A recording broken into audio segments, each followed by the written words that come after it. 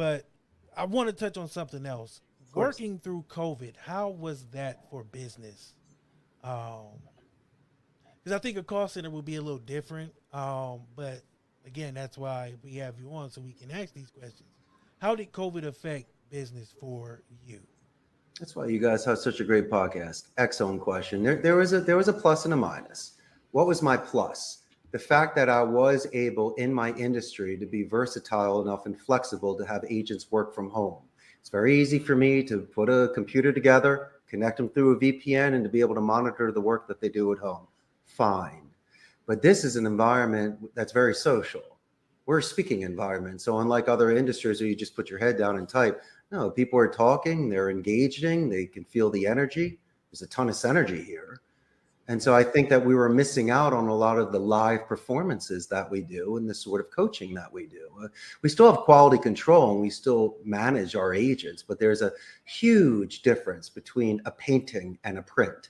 When people are here, they feed off of energy. I can walk the row, stop and give a high five, go downstairs, play some pinball, break some bread together, bond together. So gentlemen, that was taken away from me. And so when people are virtual, sure, they're saving time and money and they're spending more time at home, but they're isolated and I can see it.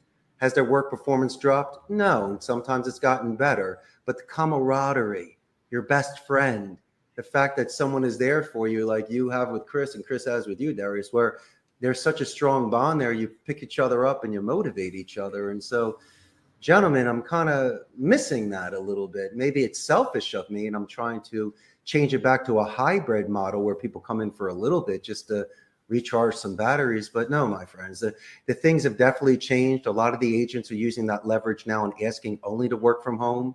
But thankfully, my business that we are capable of still working with the agents in that sort of way. So did I take some setbacks? Sure. I got knocked down. I didn't get knocked out, but we definitely had to make those sort of adjustments.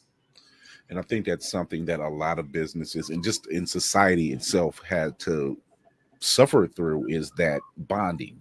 It's something that a lot of people didn't realize we needed was that, having that physical interaction with a person at your job, at the bar, at the arcade, or at the, wherever the case may be. And I think that's something that is really much needed. We obviously know that this virus isn't going anywhere. It just mutates. Is much like a cold or a flu. They're both viruses. They're always here. But it does mean that you have to find a workaround or another way to continue the business and as status quo. So yeah, I agree.